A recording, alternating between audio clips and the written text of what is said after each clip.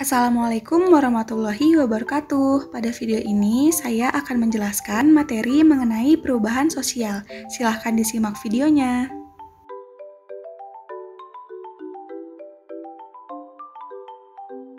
Apakah kalian sudah tahu apa itu perubahan sosial? Perubahan sosial adalah proses terjadinya perubahan struktur dan fungsi suatu sistem sosial di masyarakat. Perubahan sosial ini juga merupakan gejala yang melekat di masyarakat yang dapat diketahui dengan membandingkan keadaan masyarakat pada suatu waktu dengan keadaan masyarakat pada masa lampau. Dan yang perlu kalian tahu, laju kecepatan perubahan sosial tidak selalu sama antara satu masyarakat dengan masyarakat lain, misalnya antara masyarakat desa dengan masyarakat kota. Dan berikut adalah bentuk-bentuk perubahan sosial. Yang pertama, bentuk perubahan sosial berdasarkan waktunya. Berdasarkan sudut pandang waktu, perubahan sosial dibedakan menjadi perubahan evolusi dan perubahan revolusi. Perubahan evolusi adalah perubahan sosial yang terjadi dalam proses yang lambat dan waktu yang cukup lama. Contohnya, perubahan struktur pada masyarakat yang awalnya mengalami bentuk sederhana, kemudian dengan seiring perkembangannya menjadi lebih kompleks. Sedangkan perubahan revolusi adalah proses perubahan sosial yang berlangsung secara cepat dan tidak ada kehendak atau direncanakan sebelumnya. Biasanya, revolusi ini diawali oleh ketegangan-ketegangan atau konflik dalam masyarakat. Yang kedua, bentuk perubahan sosial berdasarkan prosesnya. Berdasarkan prosesnya, perubahan sosial dibedakan menjadi perubahan yang direncanakan dan perubahan yang tidak direncanakan. Perubahan yang direncanakan adalah perubahan yang terjadi karena adanya perkiraan atau perencanaan oleh pihak-pihak yang menghendaki perubahan tersebut atau agent of change. Contohnya, perubahan yang dilakukan pemerintah melalui perundang-undangan untuk melarang anggota dewan merangkap sebagai pegawai negeri sipil. Sedangkan, perubahan yang tidak direncanakan adalah perubahan yang berlangsung di luar kehendak dan pengawasan masyarakat. Perubahan ini biasanya menimbulkan pertentangan yang merugikan kehidupan masyarakat yang bersangkutan. Perubahan sosial yang ketiga yaitu berdasarkan dampaknya. Berdasarkan dampaknya, perubahan sosial dibedakan menjadi perubahan kecil dan perubahan besar.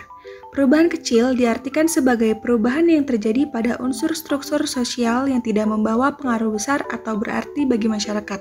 Contohnya, perubahan terkait fashion, model pakaian, model rambut, dan lain sebagainya yang tidak berpengaruh signifikan terhadap masyarakat keseluruhan sehingga tidak menimbulkan perubahan pada lembaga kemasyarakatan. Sedangkan, perubahan besar adalah perubahan yang terjadi pada unsur-unsur struktur sosial yang memberi pengaruh langsung atau berarti bagi masyarakat. Contohnya, perubahan masyarakat agraris menjadi industrialis. Perubahan ini mampu memberi pengaruh besar terhadap jumlah kepadatan penduduk di sekitar wilayah industri. Selain itu, industrialisasi juga mempengaruhi hubungan kerja yang ada serta menggeser sistem stratifikasi masyarakat yang bersangkutan. Dan yang keempat adalah perubahan sosial berdasarkan sisi kemajuan dan kemundurannya. Yang pertama, perubahan progres.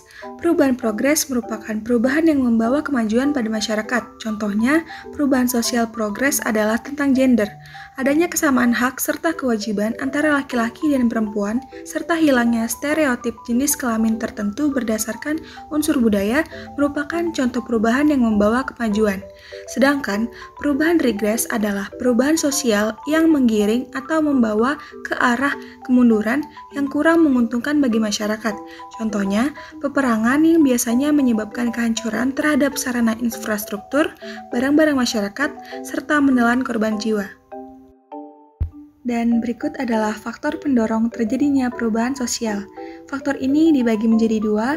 Yang pertama, faktor internal atau faktor yang berasal dari dalam masyarakat, dan yang kedua, faktor eksternal, yaitu faktor yang berasal dari luar masyarakat. Dan apa saja sih yang termasuk dalam faktor internal dan faktor eksternal? Berikut adalah ulasannya. Yang termasuk ke dalam faktor internal adalah perubahan penduduk, seperti bertambah atau berkurangnya jumlah penduduk yang menyebabkan perubahan pada tempat tinggal mereka. Yang kedua, pemberontakan atau revolusi yang menyebabkan terjadinya perubahan sosial dan budaya. Yang ketiga, peranan nilai yang diubah dalam masyarakat, misalnya sosialisasi program keluarga berencana yang mampu menghambat pertambahan penduduk. Yang keempat, penemuan baru. Penemuan baru dalam masyarakat dapat berupa ilmu pengetahuan maupun teknologi yang mampu mempengaruhi dan membawa perubahan dalam masyarakat. Sedangkan yang termasuk dalam faktor eksternal yaitu pengaruh lingkungan alam, kebudayaan masyarakat lain, dan peperangan. Yang pertama, pengaruh lingkungan alam. Pengaruh lingkungan alam ini sangat berpengaruh dalam terjadinya perubahan sosial budaya. Misalnya, tanah yang subur dapat berguna untuk lahan pertanian sehingga masyarakat di daerah tersebut memiliki usaha sebagai tani. Yang kedua, kebudayaan masyarakat lain. Kontak kebudayaan antar masyarakat mempunyai dampak yang positif dan negatif. Contohnya, kontak kebudayaan bangsa Indonesia dengan bangsa Barat atau Eropa.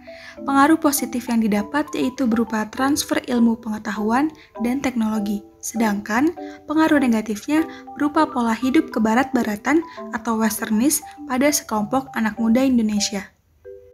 Dan faktor eksternal yang ketiga yaitu peperangan.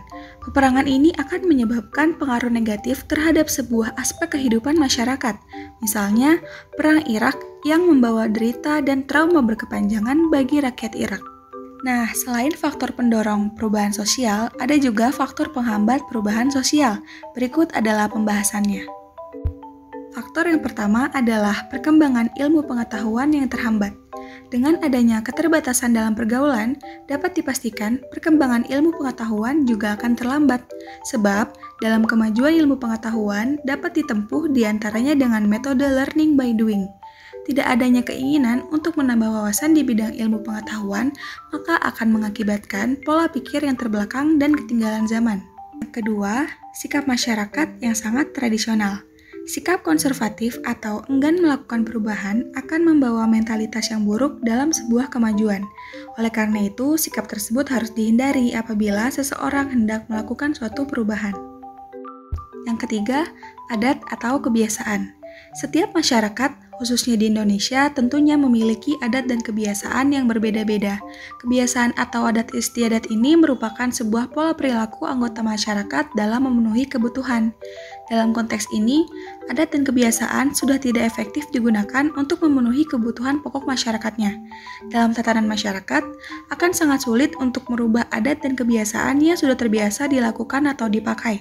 Hal ini tentunya juga menjadi faktor penghambat dalam mencapai perubahan sosial. Faktor penghambat perubahan sosial yang terakhir adalah prasangka terhadap hal-hal baru. Masyarakat yang selalu berburuk sangka terhadap hal-hal baru akan menilai bahwa hidup ini buruk, susah, dan tidak mungkin diperbaiki.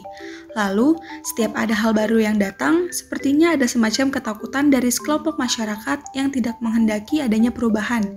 Kemudian, sekelompok orang tersebut berusaha mempengaruhi kelompok yang lain.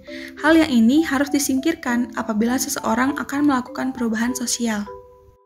Dan selesai sudah materi yang saya sampaikan mengenai perubahan sosial. Semoga apa yang saya sampaikan dapat bermanfaat bagi penonton. Terima kasih. Wassalamualaikum warahmatullahi wabarakatuh.